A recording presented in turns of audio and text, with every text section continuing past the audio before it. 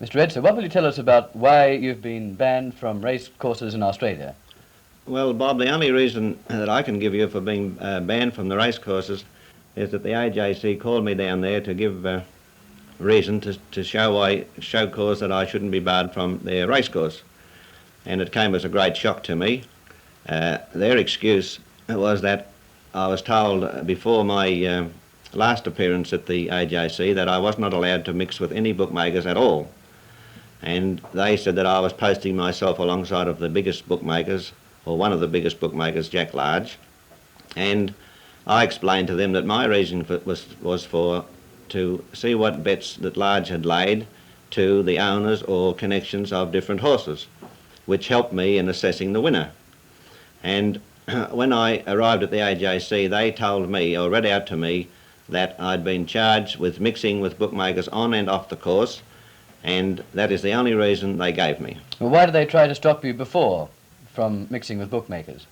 Well, I was there the previous time on an inquiry into a running of a racehorse called Chartwell, and this incident came up about me standing alongside of the bookmakers and my association with one particular bookmaker. It would help you a lot, though, to mix with bookmakers in your punting?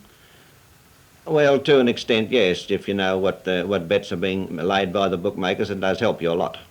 What about the other times you've made news, the shooting at King's Cross, for example? What would you tell us about that? Well, Bob, I don't know exactly what that was over. I was coming home late one night and I was fired at, and I don't know the reason why from that day till this. Have you tried to find out? Well, I did make a few inquiries, but the police couldn't find out, so there wasn't much chance of me doing anything about it. Now, this banning from the race courses, will you be able to continue as a professional punter? Well, to an extent, Bob, yes. I'll be able to back racehorses off the course, or I can send one of my men to the racecourse to do business for me if I wish. But I won't be betting on such a large scale now that I was in the past. But this off-course betting is illegal, isn't it? Well, it is illegal, but I don't see any reason why I shouldn't be able to have a bet the same as every other Australian off the course. Your reputation is one of being a spectacular punter and a fairly successful one. What's been your biggest coup? Well, I've had a lot of big wins, Bob, and I've had a lot of big losses, same as every punter throughout Australia and the world, I suppose. But one of my biggest wins was on one of my own racehorses called the Corsican. I backed him one day at Canterbury. I think I had 4,000 on him, all the money I had in the world, and he got beaten. And I was going to turn him out for a spell, but I galloped him on the Thursday morning, and he was ridden in the gallop by Darby Munro, and he told me that I was foolish to turn the horse out, that he thought that it galloped well and should win a race. So I advised my trainer to nominate it for Warwick Farm the following week, which it was nominated, and it drew very badly at the barrier. It drew 27 alley, and which is a big disadvantage from the 7 furlong post at Warwick Farm. Anyway, I didn't intend having much on the horse through the bad alley, and I got to the races and I thought he would be around 4 or 5 to 1, and to my surprise the bookmakers put up 14 to 1. So I started to back him. I intended putting about 2,000 on, and I kept backing him while I kept getting the good price, and I finished up with about 5,000 on him. It averaged about 8 to 1, which was quite a good win. Well, now, the public attitude towards professional punters and bookmakers is one of doubt. Don't you agree? You know, people feel that perhaps the racing game isn't as clean and honest as it should be. What's your feeling on that? Well, the people that attend racing, they don't think that on those lines at all. I don't know the feelings of people who don't go to the races. They may think that the game is sort of the jockeys hold horses and stop horses, but it's not a fact. I think the only time that a horse is not allowed to run on his merits is when he's not fit.